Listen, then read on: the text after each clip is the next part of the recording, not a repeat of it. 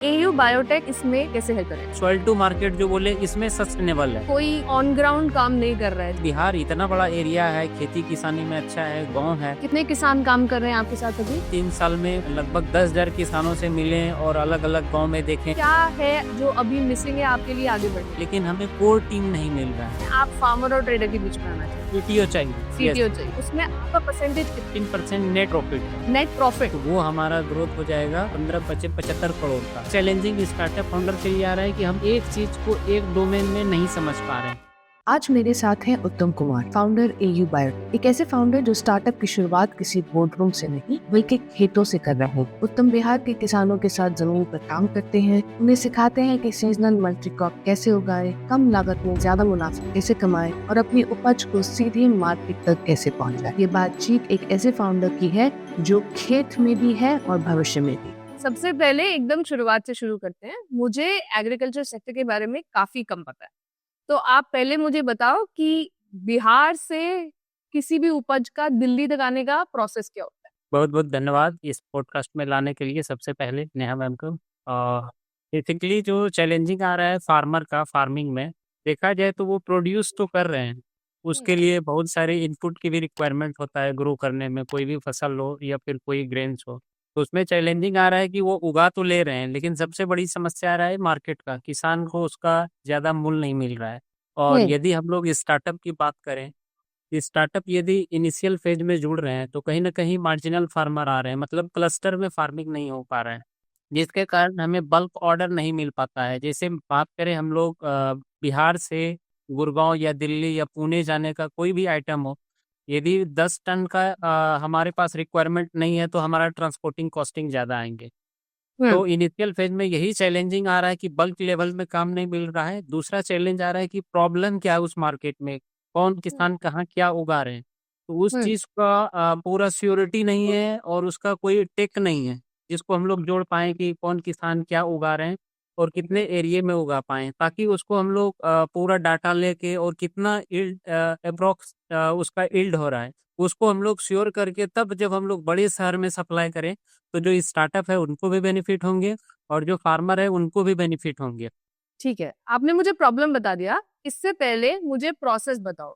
जब किसान ने कुछ उगाया, उसके बाद वहां से लेके मार्केट के एंड में कस्टमर के पास तक आने का पूरा प्रोसेस क्या क्या होता है जो आज हो रहा है? जिस तरह हम लोग बात करें, किसान जब हार्वेस्टिंग कर लेते हैं तो बीच में व्यापारी के उनको परचेज करते हैं, उनका जो भी फ्रूट्स हो, वेजिटेबल हो या ग्रेन्स हो, उसके बाद वो ट्रेडर के पास जाते हैं। ट्रेडर के पास जब स्टॉक हो जाता है बल्क लेवल में, तब वहाँ पे अलग अलग चैनल पार्टनर के पास जा रहे हैं, चाहे वो ग्रोसरी वाले हो या मॉल वाले हो या फिर कोई कंपनी का आउटलेट हो जहाँ से वो परचेज कर रहे हैं या किराना शॉप हो। तो इस बीच में ट्रांसपोर्टिंग है, फिर उसका वैल्यू एडिशन है, फिर प्रोसेसिंग है, फिर पैकेजिंग है, ब्रांडिंग है, उसके बाद फिर वो मार्केटिंग चैनल में जा रहे हैं। खासकर हम लोग बात करें आटा का या चावल का या फिर कोई ये आपका ऑयल का, तो ये सब कहीं कहीं वैल्यू एडिशन हो रहा है, उसके बाद इंड यूजर तक जा रहा है। तो उसमें कुछ चीजें आ रहा है जो फार्म फ्रेश है, जैसे फ्रूट्स और वेजिटेबल की बात करें तो वो वैल्यू एडिशन नहीं हो रहा है, उसको हम लोग डायरेक्ट सप्लाई कर सकते हैं जो मंडी है या लोकल में जो ग्रोसरी स्टोर है, तो उनका यही प्रोसेस। अच्छा, ठीक है। तो अब इस पूरे प्रोसेस में सबसे बड़ी प्रॉब्लम आपके हिसाब से किसानों को आज क्या है? देखा जाए सबसे बड़ी प्रॉब्लम किसानों को उस तरह का मार्केट नहीं मिल पा रहा है, और दूसरा है कि एक ही किसान की बात करें तो वो सीजनेबल एक ही प्रोडक्ट को उगा रहे हैं, ताकि वो मार्केट को ले जाने में भी उसका ट्रांसपोर्टिंग जो कॉस्ट है वो ज़्यादा है। दूसरा है कि वो एक ही चीज़ को ले जा रहे हैं तो उसको मार्केट में रेट नहीं मिल रहा है, ताकि वो डेली यदि जाएँ तो उसका ट्रांसपोर्टिंग है, उसका टाइमिंग लग रहा है, उसका एनर्जी लग रहा है, उसका और अच्छा रेट नहीं मिल रहा है, तो किसान इरिटेट हो जाते हैं कि हमने जो मेहनत किया हमें उतना रिटर्निंग नहीं मिला।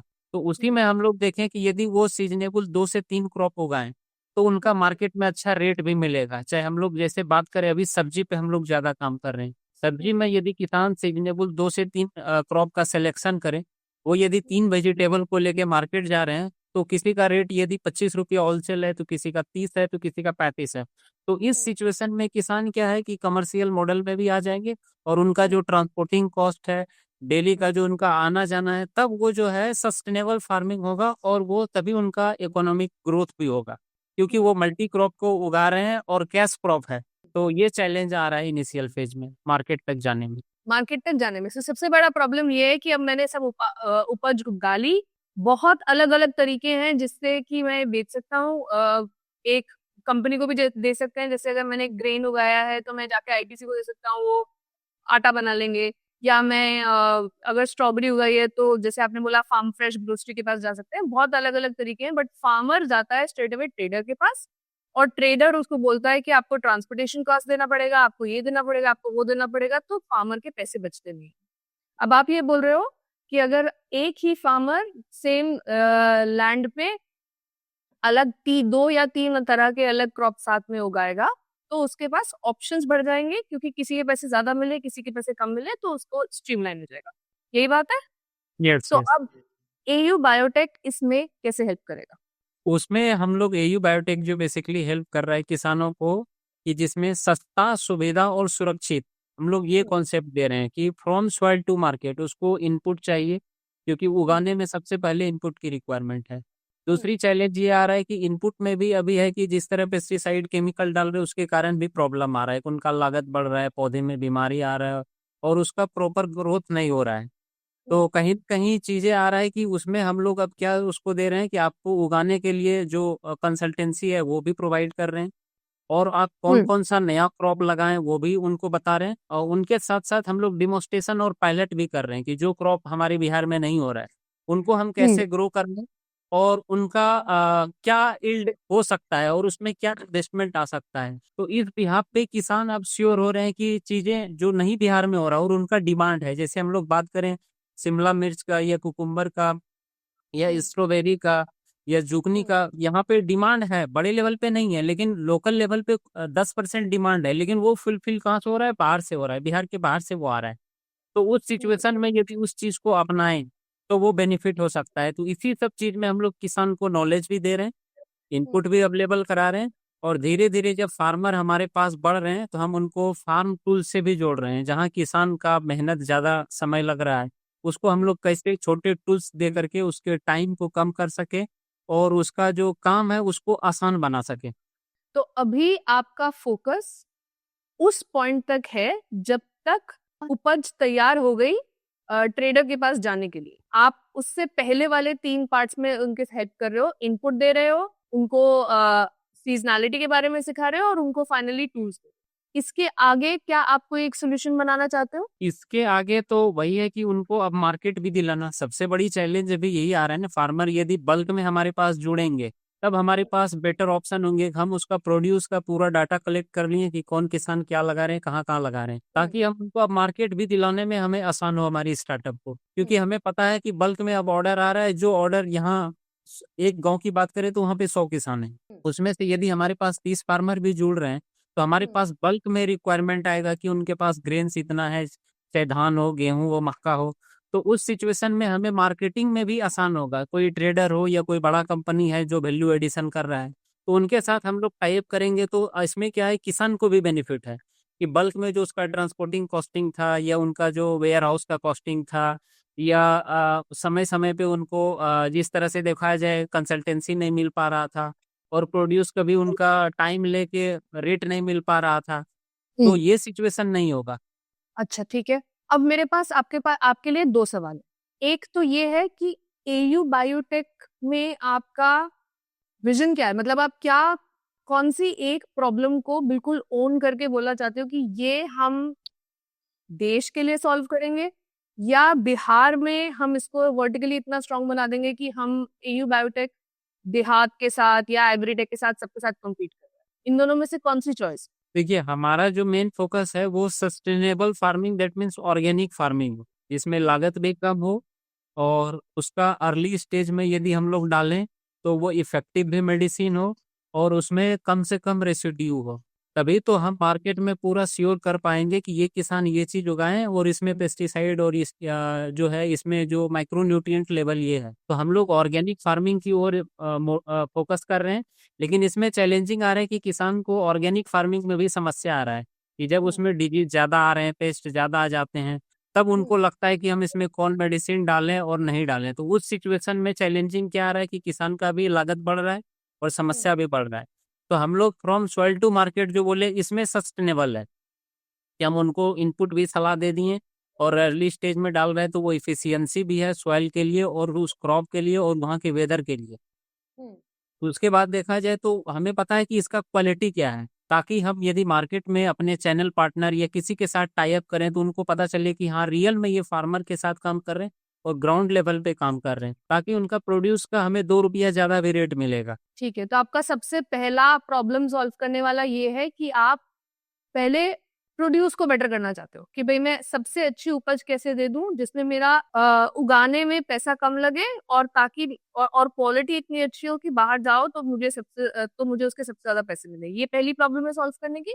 Yes yes. और इसके बाद एयू बायोटेक में आपका विजन क्या है? मैं वही आपसे फिर से पूछ रही हूँ कि ये आपने सबसे पहली प्रॉब्लम सॉल्व करी। अगर आप सोच रहे हो कि हम एक अपना स्टार्टअप बनाएंगे, मैं एक अपनी कंपनी बनाऊंगा और मेरे साथ कितने लोग जुड़ेंगे, तो 5 साल बाद क्या होगा? बिहार में आप बिल्कुल स्ट्रांग हो गए हो या आपने अपनी नॉलेज और अपनी कंसल्टेंसी इतनी स्ट्रांग कर ली है कि आप अलग अलग प्रदेशों में जा रहे हो? बिल्कुल, देखिए हम लोग तो अब जिस तरह पूरा प्लानिंग और मार्केट का प्रॉब्लम डाटा आ गए हैं, तो हम लोग अब पैन इंडिया में भी इनको लेके जाएंगे। लेकिन अभी है कि 2026 तक हम लोग बिहार में ही अभी रहेंगे, क्योंकि बिहार बहुत बड़ा एरिया है, बहुत अच्छा डिस्ट्रिक्ट है, और यदि हम लोग खेती किसानी की बात करें तो बिहार अच्छे लेवल पे है। तो बिहार में मार्केट बहुत बड़े लेवल पे है, लेकिन 2026 के बाद हम लोग आउट ऑफ बिहार जाएंगे। कंसल्टेंसी पे फोकस कर। Yes yes. अच्छा ठीक है, तो अब हम ये मानते हैं कि 2026 हो गया, 2026 का एंड हो गया, आपने बिहार में अपना एक एरिया अच्छे से सैटिस्फैक्टरीली आपने उसको अच्छा कर लिया है और अब आप सोच रहे हो कि हम यूपी जा सकते हैं, हम एमपी जा सकते हैं, हम थोड़ा उसको बढ़ा सकते हैं। आपका एंड कस्टमर कौन है? आपके लिए कस्टमर कौन है? अभी तो हमारे लिए कस्टमर फार्मर है, क्योंकि वहां से हमारी कंपनी रेवेन्यू बना रही है और उनके प्रॉब्लम को सॉर्ट आउट कर रही है। वो तो आपका सप्लाई चेन का पीछे वाला पार्ट हो गया ना। आपने फार्मर के साथ काम किया, फार्मर ने आपको एक कंसल्टेंसी के लिए पैसे दिए और उन्होंने एक अच्छी उपज बना ली। जब ये अच्छी उपज बन गई तो आप किसको बेचोगे? क्या आप ट्रेडर के पास जा रहे हो या आप गवर्नमेंट के जो सीड वाले होते हैं उनके पास जाओगे या आप देहात जैसी कंपनीज के पास जाओगे या आप खुद बेचोगे? तो बेसिकली फार्मर का जब प्रोड्यूस रेडी हो गया तो उसमें हमारा जो कंज्यूमर है उसमें देखा जाए तो भी बहुत सारे स्टार्टअप है जिनको ये बहुत सारे वैल्यू एडिशन कंपनी है, जिसको साल में देखा जाए 10,000 मीट्रिक टन, किसी को 5,000 मीट्रिक टन, किसी को 2,000 मीट्रिक टन, किसी तो इस तरह का रिक्वायरमेंट होता है। तो उसमें जब हमारा क्वालिटी होगा, श्योरिटी होगा, तो उसमें हमारा अलग अलग चैनल पार्टनर भी होंगे। कि जैसे किसी कंपनी की हम बात करें, एक कोई फीड बनाने वाली कंपनी है जिनका एक साल में रिक्वायरमेंट है धान, गेहूं, मक्का, सोयाबीन का 50,000 मीट्रिक टन का। तो उसमें हम लोग क्या प्लानिंग कर रहे हैं और अभी हम लोग लाइजनिंग कर रहे हैं कि हम उसको 10,000 मीट्रिक टन का एमओयू कर रहे हैं कि बिहार से हमें उनको चावल, धान की सप्लाई करें, मक्का की सप्लाई करें और हमारा वीट की सप्लाई करें। तो उसमें क्या है कि उसको 50,000 मीट्रिक टन की रिक्वायरमेंट है, हम उनको 5,000 मीट्रिक टन सप्लाई कर रहे हैं। तो इसमें क्या है, फार्मर को भी बेनिफिट है और जो वैल्यू एडिशन करने वाली कंपनी है उनको भी बेनिफिट है, क्योंकि एक ही चीज पे 2-3 बार ट्रांसपोर्टिंग लग रहा है और 2-3 बार वो लोडिंग अनलोडिंग हो रहा है। तो ये तरह का सर्विसेज में हम लोग आएंगे तो उनके लिए भी बेनिफिट हो जाएंगे और फिर इंड यूजर के लिए जो प्रोड्यूस का क्वालिटी है वो भी श्योर हो जाएंगी। तो बेसिकली आप एक एक तरह के ऑर्गेनाइजर बनना चाहते हो कि जो भी किसान की सारी प्रॉब्लम्स है पहले की वो मैंने सॉल्व कर दिया, मैंने उनकी प्रोड्यूस को बेटर कर दिया और अब मैं सबका सामान इकट्ठा करके कंपनीज के साथ टाई अप कर लूंगा जहां पे मैं उनको बेच सकता हूँ। करेक्ट? बिल्कुल बिल्कुल। और जैसे मैंने आपको पहले बोला था, मेरा एग्रीकल्चर सेक्टर का इन्फॉर्मेशन काफी कम है। पर क्या गवर्नमेंट को ये काम नहीं, मतलब गवर्नमेंट का यही होता है ना, सीड बैंक्स बनते हैं उसका पॉइंट तो यही होता है कि वो फार्मर से खरीद लेते हैं, उसके बाद जहाँ भी जाना है वो फार्मर की प्रॉब्लम नहीं है। जो एस्टैब्लिश गवर्नमेंट प्रोसेस है उसमें क्या चैलेंज है और प्राइवेट कंपनीज इसको कैसे सॉल्व कर रही है? देखिए गवर्नमेंट की अभी हम लोग बात करें तो उसमें भी फेडरेशन और पैक्स होते हैं जिनके थ्रू किसान का जो प्रोड्यूस है उनको भी ले रहे हैं एमएसपी पे, मिनिमम सपोर्ट प्राइस जो हो रहा है, और वो अलग अलग स्टेट का अलग अलग प्राइस है। तो वो तो काम कर ही रहे हैं, लेकिन उसमें चैलेंजिंग आ रहा है तो गवर्नमेंट का, जैसे आप बात करें सीड का, तो उसमें बहुत सारे सीड एजेंसी भी गवर्नमेंट का भी है। सीड बैंक है, तो उनके भी थ्रू आ रहे हैं, लेकिन चैलेंजिंग ये आ रहा है कि उनके थ्रू अवेयरनेस हो, किसी को अवेयर करना और नॉलेज देना, नॉलेज के साथ प्रोजेक्ट लगा के उसको बेनिफिट दिखाना। सबसे बड़ी चैलेंज अभी ये आ रहा है, जिसमें वो छोटे स्टार्टअप ही कर सकते हैं और उसके लिए डेडिकेटेड और एक्सपर्ट टीम होना चाहिए कि ग्राउंड में ये सीड का क्या क्वालिटी है, इसका कितना यील्ड एस्टिमेशन होगा, इसका टाइमलाइन क्या है, इसका क्वालिटी क्या है और इसका प्राइस क्या है। जब इतना चीज पे डिस्कस करते हैं तब फार्मर को लगता है कि इतना लेवल पे नॉलेज है, दैट मीन्स अब इनको छोटे लेवल पे हम लोग ट्रायल करें या इनके साथ हम लोग काम करें। तो यहाँ पे गवर्नमेंट एजेंसी देखा जाए तो उस तरीके से थोड़ा नहीं हो पा रहा है डाटा मैनेजमेंट, क्योंकि बार बार किसान से मिलना ये पॉसिबल नहीं है। तो वही चैलेंज आ रहा है कि क्लस्टर में फार्मिंग हो या गवर्नमेंट का कोई स्कीम आ जाए तो फिर किसान के लिए भी बेटर है, और गवर्नमेंट एजेंसी हो या प्राइवेट एजेंसी हो, तो यही चैलेंज आ रहा है। जब कस्टमर हमारा बढ़ने लगे तब हम लोग उसमें बड़े बड़े अलग अलग एक्सपर्ट को हायर करते हैं। तो अब एक चैलेंज जो हमने आइडेंटिफाई किया वो ये है कि कोई ऑन ग्राउंड काम नहीं कर रहा है, जैसे आप काम करने की कोशिश कर रहे हो, जो एक्चुअली वही का हो, उन्हीं के साथ काम कर रहा हो और वो उनको समझा सके कि आगे उनको करना क्या है। तो थोड़ी आपके बारे में बात करते हैं। अब आप मुझे अब बताओ कि आप शुरुआत कैसे हुई, ये आइडिया कहाँ से आया, पढ़ाई क्या करी, अब क्या सोच रहे हो, अपने बारे में बताओ। बेसिकली ये हमें जो आइडिया आया है 2018 में, हमने बीएससी और एमएससी इन बायोटेक्नोलॉजी की। तो 2014 से हम लोग फर्स्ट सेमेस्टर में थे, तो 2017 में हम लोग गए थे महावीर कैंसर इंटर्नशिप करने, जो पटना में है, कैंसर रिसर्च इंस्टीट्यूट है।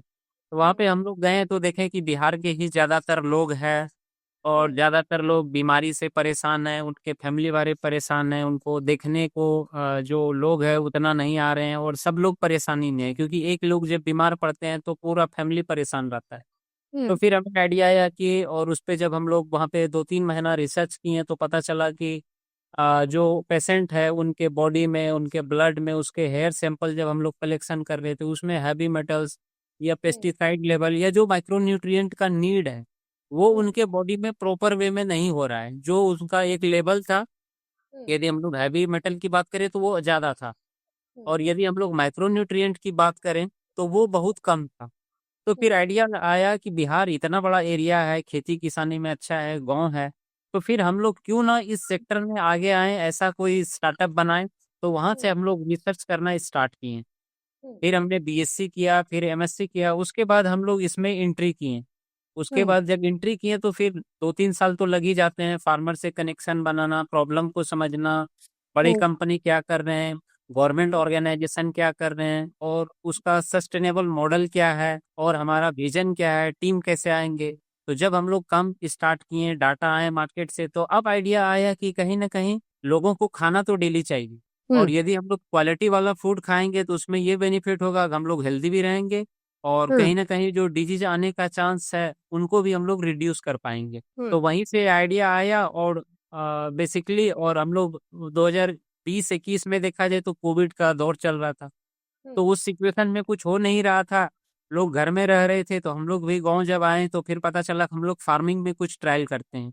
तो उसी ट्रायल में हम लोग शिमला मिर्च पे ट्रायल किए, कोकम्बर पे ट्रायल किए, जो हमारा लेडीज फिंगर है, हमारा करेली है, कद्दू है, जो भी सीजनेबल आइटम है उस पे हम लोग ट्रायल करना शुरू किए। और वो ट्रायल में पता चला कि इनका डेली का डिमांड है और सीजनेबल डिमांड है, हर घर में डिमांड है। तो वहां से आइडिया है कि हम लोग यदि इस स्टार्टअप को इसमें काम करें और एक सिस्टम में काम करें तो इसमें बेनिफिट भी होगा सोसाइटी के लिए भी, और ग्रामीण युवाओं के लिए भी, और फार्मर के लिए भी। मतलब ग्रामीण क्षेत्र कैसे आगे बढ़ सकते हैं, और लोकल लेवल पे कैसे रोजगार मिल सकता है, और इंफ्रास्ट्रक्चर कैसे बिहार में बनेगा। वही चैलेंज आ रहा है कि बिहार में इंफ्रास्ट्रक्चर उस तरह से अभी डेवलप नहीं हो पा रहा है। रीजन है कि रेवेन्यू मॉडल हमें पता नहीं है कि प्रॉब्लम क्या है, हम उसको कैसे सॉर्ट आउट कर रहे हैं, और सामने वाले को कैसे दिखा पाए कि इतने फार्मर हमारे साथ जुड़े हुए हैं। तो ये सब चैलेंजिंग को हम लोग देखे हैं, तो अब हम लोग फाइनली रेवेन्यू मॉडल में आ गए हैं, और अच्छा रिस्पॉन्स मिल रहा है बिहार के किसानों का भी, और बिहार के जो गवर्नमेंट एजेंसी है वहां से भी। कितने किसान काम कर रहे हैं आपके साथ अभी? अभी तो हम लोग 1,000 किसानों के साथ काम कर रहे हैं, और ऑर्गेनिक फार्मिंग और सस्टेनेबल तरीके से। ऐसे पूरे बिहार में देखा जाए तो हम लोग 3 साल में लगभग 10,000 किसानों से मिले, और अलग अलग गांव में देखें कि केला का एरिया है तो वहाँ पे क्या चल रहा है, वहाँ पे क्या प्रॉब्लम आ रहा है, आम का एरिया में क्या आ रहा है, धान का एरिया है तो वहाँ पे क्या चल रहा है। तो पूरे बिहार का देखा जाए तो हम लोग 15 से 20 जिले में पूरा विजिट किए हैं, अलग अलग गांव में, और खासकर उस गांव में जहाँ पे सब्जी का फार्मिंग ज़्यादा हो रहा हो, क्योंकि सब्जी फार्मिंग एरिया में क्या है कि किसान को रिजल्ट भी जल्दी मिल रहा है और उसका प्रोड्यूस जब मार्केट में जा रहा है तो उसका रेट भी अच्छा मिल रहा है। जहाँ धान गेहूं की बात करें तो वो सीजनेबल टाइम पे ही आ रहा है। एक बार पूरा इन्वेस्टमेंट करेंगे फिर टाइम देंगे तब रिटर्निंग आएगा। तो सब्जी आसान है। हाँ, सब्जी आसान भी है और उसका डेली का डिमांड भी है। बस सब्जी में वही है कि सीजनेबल 3 से 4 क्रॉप का यदि वो सिलेक्शन करें तो उनका डिमांड अच्छा है और वो सस्टेनेबल मॉडल पे ऑटोमेटिक आएंगे, फिर वो एरिया को भी बढ़ाएंगे, जिसके कारण मार्केट में भी समस्या, प्रोडक्शन होने में भी उनका समस्या, क्योंकि एक ही चीज लगा रहे हैं, एक ही मंडी जा रहे हैं और उनका डिमांड अलग अलग चीजों का। तो यही चीज अवेयर करने में और समझने में थोड़ा टाइम लगता है कि मार्केट में क्या चल रहा है। अच्छा ठीक है, 1000 लोग आ गए और आपके जो सेलर्स हैं, जो आपने जैसे भी हमने बताया हमारा एंड कस्टमर जो है, उसमें आपने किसी के साथ टाई अप्स करना शुरू किया है अभी? अभी तो मंडी के भरोसे है, क्योंकि उनको लग रहा है कि मंडी में ही अभी ज्यादा रेट मिलेगा। दूसरा चैलेंज आ रहा है, यदि हम लोग बात करें तो अभी उसमें से बहुत फार्मर हो रहे हैं कि उनको लग रहा है कि हम लोग अभी कैपेबल है, टाइम है हमारे पास, हम लोग मंडी जा सकते हैं, क्योंकि उनको चाह रहे हैं कि, और हम लोग भी अभी है, यदि 100 किसान है, 1000 किसान है, तो उसमें अलग अलग लोकेशन का है, तो अलग अलग लोकेशन का है तो वो अपने लोकल जो मंडी है, लोकल जो हाट है, वहाँ पे वो अभी सप्लाई कर रहे हैं। अच्छा, तो अभी लोगों को लग रहा है कि ठीक है आपने मुझे बता दिया, मेरी उपज बेटर हो गई, पर अब इसके बाद मंडी ले जाने का काम मैं खुद करूंगा। सही बात है? Yes yes yes. अच्छा ठीक है, तो अब इस पॉइंट पे जब आप मंडी और किसान के बीच में आके उसको एक साथ लेके उसको बाकी कस्टमर्स को बेचना चाहते हो, तो आपकी सबसे बड़ी प्रॉब्लम क्या है अब आपकी कंपनी में? हमारी कंपनी में यही प्रॉब्लम है इनिशियल में कि अभी जो मार्जिनल फार्मर है बिहार में, यदि हम लोग फार्मिंग की बात करें तो मार्जिनल फार्मर है, वो नॉलेज हो गए हैं, अवेयर भी हो गए हैं, वो हमारी मॉडल के साथ जुड़ भी गए हैं, लेकिन अब उसको कमर्शियल मॉडल में जाने के लिए लैंड नहीं है। 1 एकड़ या हाफ एकड़ जमीन है तो उनके पास अब चैलेंजिंग आ रहा है, नॉलेज स्किल हर हो गए, लेकिन उसको कैसे डिप्लॉय करें, मल्टीप्लाई करें, तो वो लैंड का अभी चैलेंजिंग आ रहा है। अच्छा। और हाँ, जो बड़े लैंडलॉर्ड है वो कहीं ना कहीं बिजी है, तो उसमें अब हम लोग ये प्लानिंग कर रहे हैं कि हम लोग कॉन्ट्रैक्ट फार्मिंग के थ्रू कैसे आगे बढ़ें, क्योंकि हमें नॉलेज हो गया, टीम को पता चल गया, तो हम लोग अब कॉन्ट्रैक्ट फार्मिंग में आ रहे हैं और कंसल्टेंट फार्मिंग में, कि जो बड़े फार्मर है जिनके पास 50 एकड़, 20 एकड़, 10 एकड़ लैंड है, वो हमारे पास पूरा कंसल्टेंसी ले, इस मॉडल में हम लोग आ रहे हैं। अच्छा, तो कंसल्टेंसी से कंपनी के पैसे बन गए और कॉन्ट्रैक्ट फार्मिंग से फार्मर्स के लिए अपॉर्चुनिटी बढ़ गई, ये दोनों चीजें बिल्कुल। हो रही? हाँ, उसके साथ साथ युवाओं को भी जुड़ गए कि जो एग्री एक्सपर्ट है, जो फार्म मैनेजर है, जो हाँ मैनेजमेंट है, तो कहीं ना हाँ कहीं अब यहीं पे इंफ्रास्ट्रक्चर भी बनेंगे।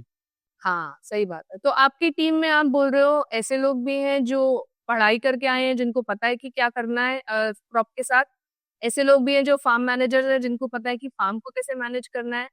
आप तो हो ही जहाँ जिसमें आप इतना ज्यादा सबसे बात कर सकते हो। तो आपकी टीम में ऐसा क्या है जो अभी मिसिंग है आपके लिए आगे बढ़ने की?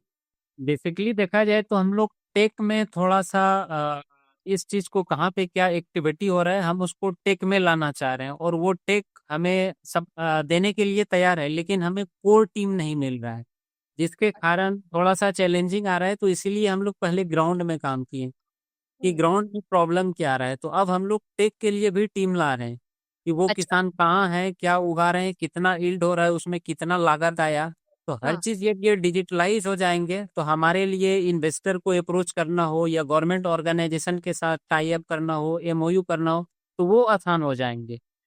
अच्छा ठीक है, तो टेक और डिजिटलाइजेशन का मतलब क्या आप कहना चाहते हो कि आप एक ऐप बनाओगे? यस यस, एक हमारा ऐप रहेगा और एक हमारा वेबसाइट रहेगा, जिनके थ्रू पैन इंडिया से जान सकते हैं कि एयू बायोटेक क्या सर्विस दे रहा है, किस प्रॉब्लम को सॉर्ट आउट कर रहा है, वो कहाँ कहाँ वर्किंग है, कितने फार्मर जुड़े हैं, और वो फार्मर क्या उगा रहे हैं, उनका पूरा टेस्टिमोनियल रहेंगे, हम्म। और उनका पूरा हमारा एप्लीकेशन में डैशबोर्ड रहेगा कि हम अभी 1000 किसानों के साथ जुड़े हुए हैं, तो उसका टोटल कितना प्रोड्यूस हो रहा है, वो क्या अच्छा। क्या प्रोड्यूस उगा रहे हैं, तो अर्ली स्टेज में मार्केट में किनका डिमांड होने वाला है वो हम पहले डिटेक्ट कर लेंगे, और मार्केट में हम अपना चैनल पार्टनर्स के साथ काम करेंगे। अच्छा, तो ऐप एक डैशबोर्ड बन गया जिसमें चैनल पार्टनर्स देख सकते हैं कि फार्मर्स के पास क्या अवेलेबल है, उन्होंने क्या उगाया है, क्या अगली उपज कब आने वाली है, और चैनल पार्टनर्स और फार्मर्स देख सकते हैं कि कौन से चैनल पार्टनर्स अवेलेबल हैं जो ये उपज खरीदेंगे। सही बात है? नहीं, कुछ जो चैनल पार्टनर है, कुछ चीजें क्या है पब्लिकली नहीं रहेगा, उसका कुछ सब्सक्रिप्शन लेना होगा। जैसे उसमें हम लोग 3 तरह का आईडी बना रहे हैं। एक आईडी फार्मर का, जो फार्मर लॉग इन करेंगे उसका डैशबोर्ड खुल जाएगा। हाँ। दूसरा जो हमारा एम्प्लॉयमेंट है, उनका एक आईडी बन रहा है कि उनका क्या रिस्पॉन्सिबिलिटी है, उनका वर्क एक्सपर्टीज क्या है, और वो उनका वर्किंग लोकेशन क्या है, कहाँ कहाँ पे वर्किंग कर रहे हैं। तो उनसे दिख जाएंगे कि हमारा एम्प्लॉयमेंट आज किन किसान से मिला, क्या प्रॉब्लम को देखा, क्या उसको सजेस्ट किया, कितना का प्रॉब्लम देखा, क्या उसे प्रोडक्ट दिया। उसके बाद तीसरा जो हमारा एप्लीकेशन है, हमारा जो कोर टीम है कि टोटल मार्केटिंग कितना का हुआ, कहाँ कहाँ पे हमारा रिसर्च डेवलपमेंट चल रहा है, कौन कौन से क्रॉप का चल रहा है। और उसके बाद हम लोग दिखा पाए जो चैनल पार्टनर हम लोग बताएं प्रोड्यूस लेने वाली कंपनी है, चाहे वैल्यू एडिशन करने वाले, तो वो डैशबोर्ड में जाएंगे तो बताएंगे टोटल हमारा इतना फार्मर है और इतने का ये चीज ग्रो कर रहे हैं, ताकि उनके साथ हम लोग इजी वे में एमओयू करें और उनको सप्लाई करें। ठीक है। वो तो दो अलग अलग ऐप हो गए ना। एक तो आपका इंटरनल कंपनी के अंदर क्या हो रहा है, आपका सारा डेटा, आपका सीआरएम हम्म। क्या है, कि कौन कितने कस्टमर हैं, उनको क्या चाहिए, कौन फॉलो अप कर रहा है, वो सब, वो तो आपका इंटरनल हो गया। एक जो ऐप है जो बाहर की तरफ देख रही है, वो बाहर फार्मर की तरफ देख रही है और चैनल पार्टनर की तरफ देख रही है, और आप एक बीच में एक मार्केट प्लेस या प्लेटफॉर्म बन गए। सही? Yes yes yes. तो क्या अभी ऐसी कंपनीज हैं ऑलरेडी जो ये काम करती हैं? देखिए, बेसिकली कंपनी तो है, लेकिन फिर भी देखा जाए तो बिहार की मार्केट की बात करें तो बहुत कम कंपनी है या किसानों को पता नहीं है। तो उसमें हम लोग चाह रहे हैं कि उसको डिजिटली कैसे हम लोग जोड़ सकें। तो क्या जो एग्जिस्टिंग कंपनीज हैं वो डिजिटल नहीं है? डिजिटल है, बट चैलेंजिंग आ रहा है कि ग्राउंड रियलिटी में कौन क्या हो रहा है, उसका पूरा रियलिटी उस तरह नहीं हो पा रहा है कि ग्राउंड में क्या चैलेंज आ रहा है, कहाँ पे क्या हो रहा है। वो अभी ऑफलाइन मोड में जा रहे हैं बड़े ट्रेडर के पास, तो हम उसको डिजिटलाइज कर रहे हैं कि किसान को भी हम लोग श्योर कर दिए, उनका प्रोड्यूस को भी डाटा आ गया, वो हम जो सप्लायर कंपनी है या वैल्यू एडिशन उनको भी दे दिए कि हमारे पास इतना प्रोड्यूस रेडी हो रहा है। नहीं तो जो बाकी कंपेटिटर्स हैं, बना तो वो भी यही रहे होंगे, उन्होंने भी यही सोचा होगा कि हम सारी इंफॉर्मेशन दे दे। उनकी एग्जिस्टिंग जो अभी ऐप है उसमें मिसिंग एक चीज आपने मुझे बोली कि उनको ग्राउंड रियलिटी नहीं पता, है ना? यस और यस यस। दूसरी चैलेंज ये है कि उनको फार्मर्स के साथ कनेक्ट नहीं है, या फार्मर्स को उसकी ऐप के बारे में नहीं पता। हाँ, वो फार्मर के साथ नहीं है, डायरेक्ट ट्रेडर के पास है, इतना का बिलिंग हुआ, इतना का मटेरियल गया, वो चल रहा है, तो हम लोग डायरेक्ट फार्मर से लिंकेज कर रहे हैं उनको। तो आप एक स्टेप नीचे आना चाहते हो कि बाकी सारी कंपनीज जनरली ट्रेडर और मार्केट प्लेस के बीच में है, आप फार्मर और ट्रेडर के बीच में आना चाहते यस यस। हो। अब तक आपने क्या काम किया है टेक पे? कुछ करा है? किसी से कुछ बात करी है? कुछ अभी लाइसनिंग चल रहा है और फाइनली है कि हमारा दिसंबर तक पूरा कंप्लीट वो चीज़ें हो जाएंगे। उस पर कुछ डेवलपमेंट की बात चल रहा है, तो उसमें कितना का कॉस्टिंग आएंगे, मेंटेनेंस कॉस्टिंग क्या होगा, क्योंकि डिजिटलाइज आने का मतलब है कि हम यदि एक बार उसको ऑनबोर्ड कर दिए तो वो डैशबोर्ड में हर चीज़ दिखे और डाटा जितना भी उसमें लोग डाल रहे हैं वो पूरा विजिबल हो। तो टेक को लेके आने में थोड़ा चैलेंजिंग आ रहा है कि जब तक हमारे पास एक्सपर्ट नहीं आएंगे, उसका क्या फाइनेंशियल एक्सपेंसेस है, उसमें क्या क्या चैलेंजिंग आ रहे हैं, उस पूरा चीज़ को जब तक हम लोग नहीं जानेंगे तो पब्लिकली हम लोग लॉन्च नहीं कर सकते हैं। तो इसी पे थोड़ा रिसर्च ट्रायल और उसमें इंटरनली टेस्टिंग चल रहा है। तो मतलब तो आपको टीम में कोई चाहिए जिसको टेक आता, या क्या आपको अपनी टीम में कोई ऐसा चाहिए जिसको टेक आता हो, या आपको सही कंपनी चाहिए जिसके साथ आप ये टेक बना सके? नहीं, हमारे टीम में वो टेक वाले लोग चाहिए जो टेक में एक्सपर्ट, उनको हम लोग लाना चाह रहे हैं, क्योंकि कंपनी तो बहुत सारे हैं कि ये सर्विस कंसल्टेंसी दे देंगे, ठीक है ये फार्मर का डेटा है, ये यहाँ पे करना है, इनको यहाँ पे चैनलाइज करना है, इनको हाँ, डिजिटलाइज करना है, वो तो ऑलरेडी बहुत सारी कंपनी सर्विस दे रहे हैं। हाँ। लेकिन जब चैलेंजिंग आ रहा है कि बड़े लेवल पे जब उसका डिमांड है, जब डेली का डाउनलोड बढ़ने लगता है, उसमें यूजर डेली का डेली आने लगता है, तो वो क्या है कि सेम टाइम में नहीं खुल पाता है, मतलब विजिबल नहीं होता है। तो उस तो चीज के लिए हम लोग जो है एक्सपर्ट को चाह रहे हैं कि एज ए टीम में ला। तो एक सीटीओ टाइप बंदा चाहिए आपको, कोई जो हाँ, आप सीटीओ हैंडल। चाहिए। यस सीटीओ चाहिए। ठीक है। तो अभी तक किसी से बात करी है, सोचा है कि कोई मिल सकता है जहाँ पे आप हो, जो आपके आसपास के लोग हैं? बात तो चल रहा है कुछ के साथ, अब वही कंफर्मेशन आएंगे कि क्या टर्म एंड कंडीशन होंगे, उनका क्या एक्सपर्टीज होगा, उनका क्या रोल होगा, उनका क्या अपने लेवल से क्या इन्वेस्टमेंट होगा। क्योंकि बिजनेस स्टार्टअप में इनिशियल में आपको टाइम भी देना है और इन्वेस्टमेंट भी करना है, तभी स्टार्टअप को हम आगे बढ़ा सकते हैं। चलो ठीक है, तो आपको इन्वेस्टमेंट भी चाहिए। कितना इन्वेस्टमेंट चाहिए आपको आपके हिसाब से? देखिए हम लोग एक ग्राफिकली बात करें एक पंचायत का, तो वहाँ पे देखा जाए इनपुट और आउटपुट का 2 करोड़ का मार्केट है। तो अच्छा। हम लोग यदि बात करें पूरे इंडिया में, पूरे बिहार में, तो बहुत सारा, तो हम लोग इनिशियल फेज में अभी 1 करोड़ का जो है प्लानिंग किए हैं कि अच्छा। इनपुट पे कितना जाएगा हमारा, टिप पे कितना जाएगा, टेक पे कितना जाएगा, डिजिटल मार्केटिंग पे कितना जाएगा, हाँ। किसानों का हम लोग यदि कॉन्क्लेव कराएं तो उस पे कितना जाएगा। तो हम हाँ। लोग 1 करोड़ का भी प्रोजेक्शन प्लान बनाए हुए हैं ताकि हम उसको मल्टीप्लाई करके 1 साल में कैसे 15 करोड़ तक पहुंचाएं। अच्छा, तो 1 करोड़ की इन्वेस्टमेंट, जिसमें आपके हिसाब से, आपकी कैलकुलेशन के हिसाब से पहले साल में आप 15 करोड़ तक पहुंच सकते हैं। यस यस, तो उसी से हम पूरा श्योर कर पाएंगे। तो अब इसमें मेरा ये सवाल है कि जो डिजिटाइजेशन का 2 फायदे होंगे ना। पहला फायदा ये है कि आपका सारा डेटा एक जगह दिख गया, आपके चैनल पार्टनर्स को दिख सकता है ना। अब वो जो लोग आने वाले हैं वो हमने सॉल्व कर दिया। पर जो किसान है, वो तो अभी आप उनको जाके कहो भी, या जो बाकी कंपनीज हैं वो किसान के साथ जुड़ नहीं पा रही, क्योंकि किसान तो बोल रहा है कि मुझे तो बस जाके मंडी में देना है मेरे को, और कुछ नहीं सोचना। तो किसान ऐप पे कैसे आएंगे, क्या करोगे उसके लिए? तो उसमें देखिए किसान का भी प्रॉब्लम है, जैसे इनपुट में बात किए कि नॉलेज नहीं मिल रहा है, उसको हाँ। टाइम टाइम पे एडवाइजरी नहीं मिल रहा है, प्रोडक्ट उनको होम डिलीवरी नहीं हो रहा है, उसका फार्म विजिट नहीं कर रहे हैं, उसके प्लॉट पे नहीं जा रहे हैं।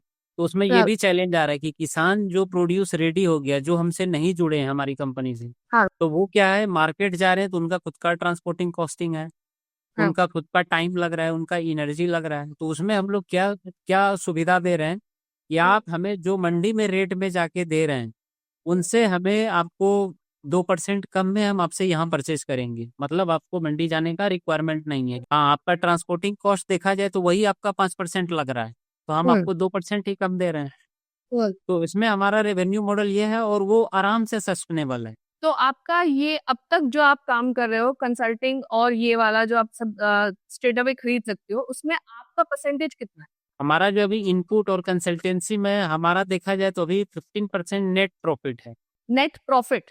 हाँ तो अगर आप इसी मॉडल में सिर्फ यही करते रहोगे तो 15 करोड़ पे कितना हुआ मार्जिन? 15-75 लाख हुआ। 75 लाख। ठीक है, 75 लाख प्योर प्रॉफिट है, सबकी सैलरी हटाने के बाद, टेक की जो आपने कैलकुलेशन करी है वो हटाने के बाद, जो मार्केटिंग करोगे वो हटाने के बाद, आपकी सेल्स फोर्स की जो पैसे लगेंगे सब हटाने के बाद आपका 15% प्योर मार्जिन है। Yes yes. ओके।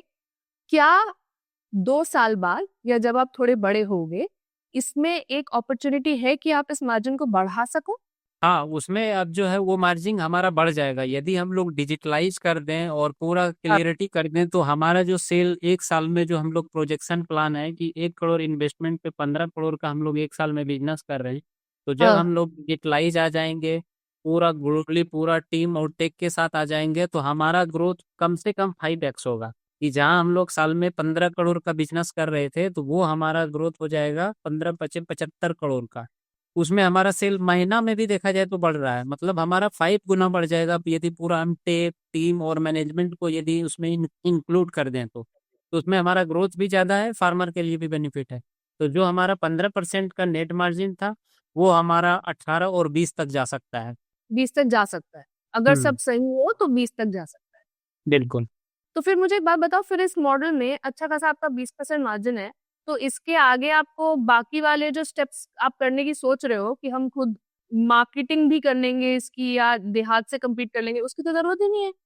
देखिए उसमें ये मॉडल है, क्योंकि वो जो अभी बात कर रहे थे प्रॉफिट का, यदि हम पूरा टीम टेक को लगा दें, तो जहाँ पे हम लोग अभी ट्रेडर के थ्रू काम कर रहे थे, मान लेते हैं कि बिहार का प्रोडक्ट को गुड़गांव में, जैसे आम की बात करें, बिहार का आम है, यदि हम गुड़गांव में बेच रहे हैं, जो हम सप्लाई चेन या चैनल पार्टनर के थ्रू बेच रहे हैं, तो बीच में हमारा मार्जिन लग रहा है।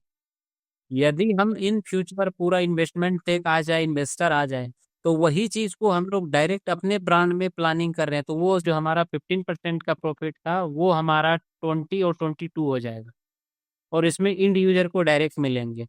तो ऐसे भी करके हम लोग मार्केट को प्लान कर रहे हैं कि उस डोमेन में भी आके हम लोग डायरेक्ट सप्लाई करें।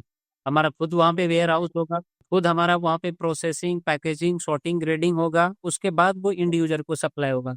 तो उसमें क्या है कि बल्क में यदि आ जाएंगे तो हमें ट्रांसपोर्टिंग हर चीज़ का कॉस्टिंग बच जाएंगे और इंड यूजर को सिक्योरिटी देंगे। लेकिन इनिशियल में क्या है कि हर जगह इन्वेस्टमेंट चाहिए, तो हम चैनल पार्टनर के विदाउट नहीं बड़े हो सकते हैं। तो पहले 2 साल के लिए आप चैनल पार्टनर पे डिपेंडेंट हो, उसके बाद अगर सब कुछ सही हुआ, आपने 5x कर लिया, तो आपका नेक्स्ट स्टेप ये है कि आप चैनल पार्टनर से हटके स्ट्रेट अवे जाके बेचना शुरू कर दोगे, आप एंड कस्टमर के पास पहुंचो। यस, डेमोस्ट्रेशन मॉडल या फार्मिंग का देखा जाए तो फार्म हाउस भी अब बिहार में भी डेवलप होने लगा। और अभी आपका कंपनी प्राइवेट लिमिटेड कंपनी है, प्रोप्राइटरशिप है, क्या है? अभी एज ए प्रोप्राइटरशिप में है। अब इनको पूरा हम लोग टीम टेक समझ गए। अब इनको हम लोग फाइनली प्राइवेट लिमिटेड बना के एप्लीकेशन आएगा हम्म। और हमारा जो है अब वेबसाइट भी आएगा। तो इसमें हम लोग जो है फुल तरीके से काम करेंगे कि क्या प्रॉब्लम को देखें, कितने प्रॉब्लम है, वो मार्केट साइज क्या है, उसमें अवेलेबिलिटी क्या है, कंपटीशन क्या है, हम लोग कैसे उसमें इंटर करेंगे और उसमें क्या क्या चैलेंज आएंगे, वो चैलेंज को कैसे हम लोग ओवरकम करेंगे।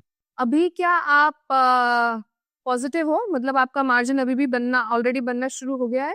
हाँ, अब हम लोग फाइनली रेवेन्यू मॉडल में आ गए हैं, क्योंकि इनिशियल में कोई स्टार्टअप के लिए देखा जाए तो 2-3 साल तो मार्केट समझने, जानने और अपने आइडिया को बताने में ही लग जाते हैं।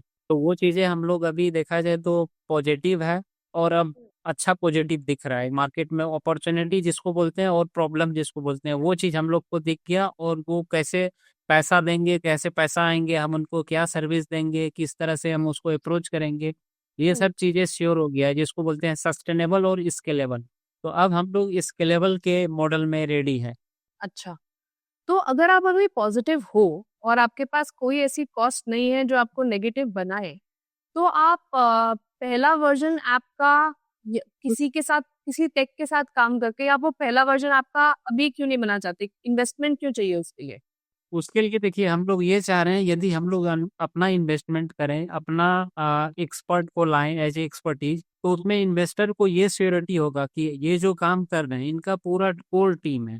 ताकि ये यदि बड़ा लेवल पे जा रहा है या कुछ चैलेंजिंग आ रहा है एप्लीकेशन में, कुछ सॉर्ट आउट नहीं हो रहा है, तो इसका अपना कोर टीम है, तो इसका जो विजिबिलिटी है और इसका जो माइंड सेट है वो पूरा क्लियर है। तो इसीलिए हम लोग चाह रहे हैं कि पहले हम लोग अपने तरीके से काम करें तभी।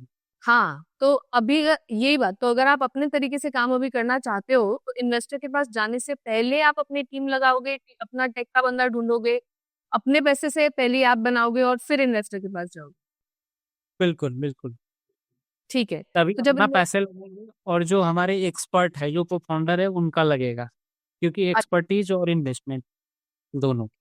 और वो को फाउंडर तो अभी आपको मिला नहीं हो, तो आप ढूंढ रहे हो? नहीं, वो ऑलरेडी 2-3 चैनलाइज है, बट थोड़ा टर्म एंड कंडीशन में हो रहा है कि कहाँ पे मार्केट है, क्या है, तो थोड़ा सा श्योरिटी हो रहा है। तो वो हाँ। लोग भी मतलब कमिंग सून ही है। नहीं तो फिर अच्छा। अपना इन्वेस्टमेंट तो है ही, क्योंकि हमें रेवेन्यू मॉडल पता है, प्रॉब्लम पता है, तो अपना इन्वेस्टमेंट करके हायर कर लेंगे। इस तरह बड़ी बड़ी कंपनी हायर कर रहे हैं, तो हमें हाँ। तो पहले मार्केट के प्रॉब्लम को समझने के लिए हम लोग टाइम दिए। हाँ, मैं तो वही कह रही हूँ कि अगर आप हायर कर सकते हो, क्योंकि आप बोल रहे हो कि आप पॉजिटिव हो ऑलरेडी, अगर आपको किसी को, एक टेक के बंदे को हायर करना पड़े, मार्केट की समझ तो आपको पूरी है, उसके लिए तो आपको कोई टेक वाला नहीं चाहिए, टेक वाले को टेक आना चाहिए। अगर आप उसको हायर करके थोड़ा सा इक्विटी देके आज बड़ा करोगे, तो प्रॉब्लम क्या है? बिल्कुल। अब हम कंपटीशन की बात करते हैं, ठीक है? कंपटीशन में जैसे आपने मुझे बताया था जब हम पहले बात कर रहे थे, देहात है, एग्रीटेक है और अदर कंपनीज है। क्या अभी ये किसानों के पास नहीं पहुंच पा रहे हैं क्योंकि ब्रांचेस कम है? बेसिकली ये लोग पहुंच तो रहे हैं, लेकिन फिर भी अभी बहुत सारे मार्केट में देखा जाए तो बहुत इंड यूजर के पास नहीं पहुंच पा रहे हैं। यदि मान लेते हैं हम लोग 5 एग्री एक्सपर्ट है, तो वो ज्यादा से ज्यादा कितना 10 गांव में काम करेंगे, लेकिन यहाँ पे देखा जाए तो 200 गांव है। तो जो अभी अच्छा, अप्रोच लेवल आए वो जितना होना चाहिए उतना नहीं है। तो उसमें अपॉर्चुनिटी ये है कि हम लोग पहुंचे और उनको सर्विस दें। समझ गई। तो सबसे बड़ी अपॉर्चुनिटी ये है कि अभी जितनी कंपनीज हैं वो भी कम पड़ेंगी, प्रॉब्लम चाहे सॉल्व हो रही हो नहीं हो रही हो, मतलब प्रॉब्लम सॉल्व करने के लिए कंपनीज है, बट मार्केट बहुत बड़ा। यस। आपको अमेज़न में ना आपको पता ही होगा, ये आपने भी देखा होगा, अमेज़न क्या करता है कि वो कोई भी नया प्रोडक्ट लॉन्च, कोई कोई भी जाके कुछ भी बेच सकता है ना। आप और मैं भी जाके अमेज़न में एक अकाउंट बना सकते हैं और हम कुछ भी सामान बेच सकते हैं। तो वो लोगों को कुछ भी सामान लिस्ट करने देते हैं।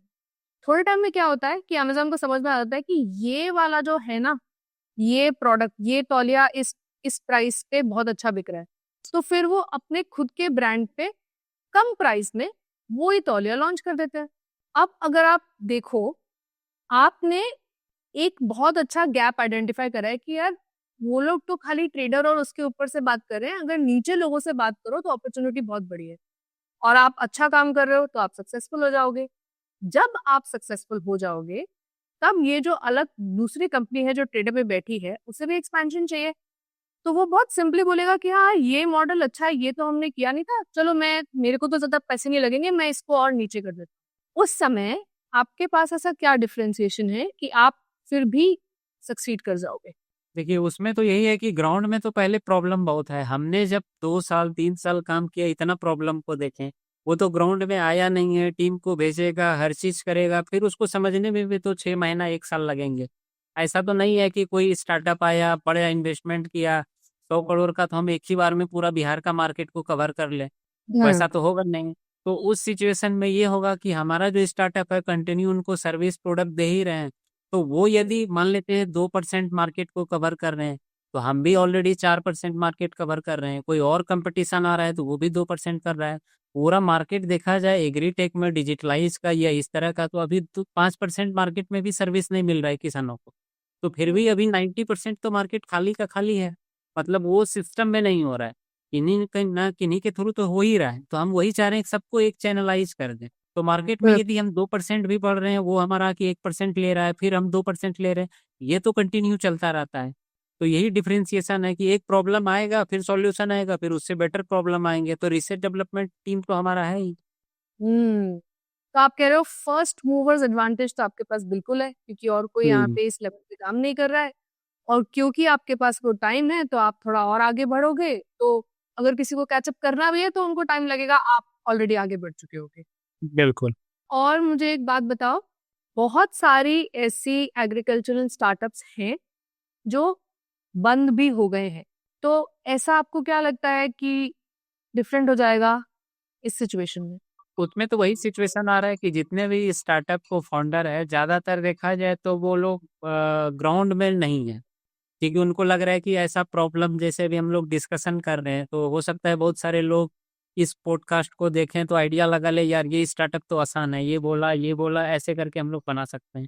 तो हम लोग ग्राउंड रियलिटी पे जाएं, तब हमें पता चलेगा रियल में क्या प्रॉब्लम है, रियल में क्या नीड है, और मार्केट साइज कहाँ पे है, और वहाँ का क्या क्या लोकेशन है। तो इतना चीज़ को समझने में, पूरा करने में जब हमें इतना टाइम लगा, और अभी पूरा टाइम देना है, तो एक नया स्टार्टअप को या नया फाउंडर को एक दिन में सोचने से तो कुछ बड़ा होने वाला है नहीं। तो सबसे बड़ी चैलेंजिंग स्टार्टअप फाउंडर के लिए आ रहा है कि हम एक चीज़ को एक डोमेन में नहीं समझ पा रहे हैं। एक ही बार में उसको या तो पूरा एक्सपेंड कर देते हैं, या तो फिर लग रहा है कि एक्सपेंड इनको नहीं अब इनको करें। तो पहले उसका पूरा प्लानिंग बनाएं, पूरा एरिया को देखें, तभी उसमें इंटर करें। तो वही उसका पूरा प्रोजेक्शन प्लान नहीं है कि कितना का इन्वेस्टमेंट है, क्या आरओआई आएगा, उसमें कौन से लोग को हायर करेंगे, वो कैसे करेंगे, क्या प्रोसेस होगा।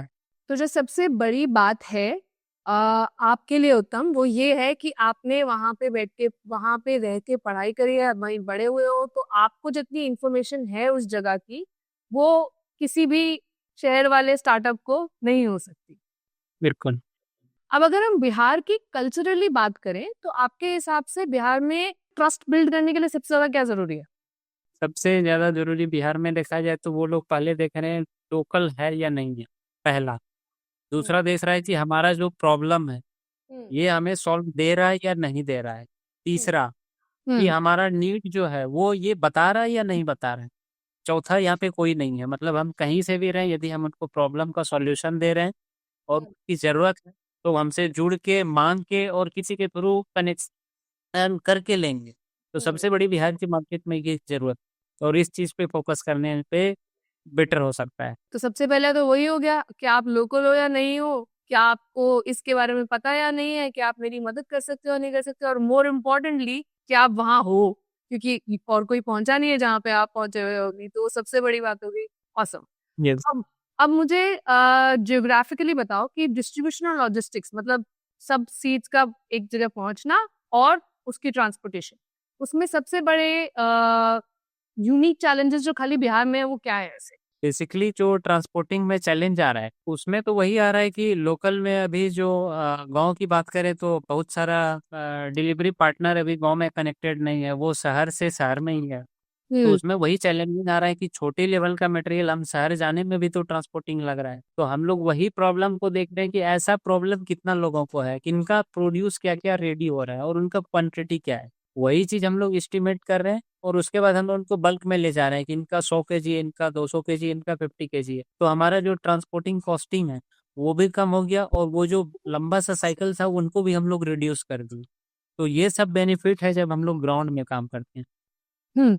ट्रांसपोर्टेशन में और क्या चैलेंजेस होते हैं? मतलब बहुत दूर जाना है, रोड्स खराब है, फ्लड आ जाता है, ऐसे और क्या चैलेंजेस होते हैं किसान का सामान एंड तक पहुंचाने के लिए? उसमें तो इनिशियल में यही चैलेंजिंग आ रहा है कि उनके पास ज्यादातर, पहला तो ट्रांसपोर्टिंग में आ रहा है, दूसरा है कि कभी रोड का या कभी किसी कारण। अभी तो देखा जाए ऑलमोस्ट चीजें क्लियर हो गया है। ट्रांसपोर्टिंग की भी बात करें तो पूरे बिहार की बात करें तो हम लोग 24 से 48 घंटा में कहीं भी डिलीवर कर कर सकते सकते हैं कोई भी प्रोडक्ट। तो अब चीजें क्योंकि बहुत सारे ऑप्शन आ गए हैं, अलग अलग कोरियर कंपनी है, हैं। लॉजिस्टिक कंपनी है। हम्म। तो अब वो जो सर्विस बाहर में है वो अब बिहार में भी है। यही है कि बल्क ऑर्डर मिलता है जब हमारे गांव में मिलेंगे सबका, तो वो हमारे जो लोकल बॉय है या चैनल पार्टनर है वो यहाँ से भी आके रिसीव कर सकते हैं। एक बात आपने मुझे बोली थी कि सबसे बड़ा फायदा जो आपके लिए है वो ये है कि आप लोकल हो, आपको बिल्कुल ग्राउंड की रियलिटी के बारे में पता है, आपको सब समझ है। तो जब आप बिहार से निकल के झारखंड या एमपी जाओगे या यूपी जाओगे, तो क्या वहां पे तो आप बाहर के हो जाओगे? तो उस समय हम बाहर के हो जाएंगे लेकिन हम एज ए एक्सपर्ट रहेंगे और हमारे पास जो उनका प्रॉब्लम है, हम ये बात नहीं हाँ। बोलें बिहार में भी जो प्रॉब्लम है उनका सॉल्यूशन हम है, हमारा टेक है, हमारा टीम है। तो उस सिचुएशन में तो हमें याद करेंगे कि उनका प्रॉब्लम है। दूसरा है कि उनका यदि कोई नीड है तब भी वो हम ही को याद करेंगे। तो इनका बड़ा बेनिफिट है स्टार्टअप फाउंडर के लिए कि वो यदि काम करे फील्ड में तो उनका पहचान बनेगा और उनसे फिर लोग जुड़ेंगे। और ये भी तो क्या आप ऐसा सोच रहे हो कि जब आप किसी और शहर में जाओगे तो आप वहां पे लोकली हायर करोगे टीम, ताकि वो लोग लोकल हो जाएं और आपके लिए भी इंफॉर्मेशन बढ़ जाए? क्या ये ऑप्शन है? हाँ, देखा जाए यदि हम उसको एक्सपेंशन कर रहे हैं तो लोकल में चाहिए। जैसे अभी हम लोग एक बात करें, उड़ीसा में एक पालनगीर है, वहाँ पे हम लोग कुछ अभी कॉन्ट्रैक्ट और कंसल्टेंट फार्मिंग को लेके गए। तो हाँ। वहाँ पे तो एज ए हम लोग एक्सपर्ट गए, हम एज ए हाँ। फाउंडर, कि हाँ। इरिगेशन कैसे होगा, उसमें कितने एरिया में क्या इन्वेस्टमेंट आएगा, उसमें कौन कौन सा क्रॉप लगेगा, हम्म। उसका जो है कितना इन्वेस्टमेंट आएगा, आरओआई क्या है, उसको कैसे मैनेजमेंट करेंगे। ये तो बेसिक आइडिया दे दिए, लेकिन वो जो वर्कर है वो तो लोकल रहेंगे, इसको हम लोग फार्म मैनेजर है। अब उनको ये बता दिए कि इरिगेशन 5 एकड़ में लगाना है। वही बोले कि वर्किंग में तो हम लोग प्लान तो बता दिए, लेकिन वो जो उसका इम्प्लीमेंट है वो तो लोकल वर्कर ही करेंगे, क्योंकि कहीं मराठी चल रहा है, कहीं तमिली चल रहा है, कहीं लोकल लैंग्वेज चल रहा है। हम्म। वो तो उसको एक्सपेंड करने, मैनेजमेंट करने के लिए तो लोकल लोग चाहिए। लोकल लोग चाहिए। ठीक है। थैंक यू उत्तम, आपने मुझे बहुत सारा टाइम दिया, थैंक यू सो मच। और मुझे अ, इतनी नॉलेज नहीं थी बिल्कुल भी एग्रीकल्चर सेक्टर के बारे में, so thank you for sharing your knowledge. धन्यवाद। आपने भी टाइम दिया और आपका जो एक्सपर्टीज है, मार्केट को समझे, बिहार में क्या चल रहा है और बाहर में क्या चल रहा है, और उसमें हम लोग कैसे कंट्रीब्यूट करके रेवेन्यू मॉडल बनाए और लोगों को जोड़ें। Thank you.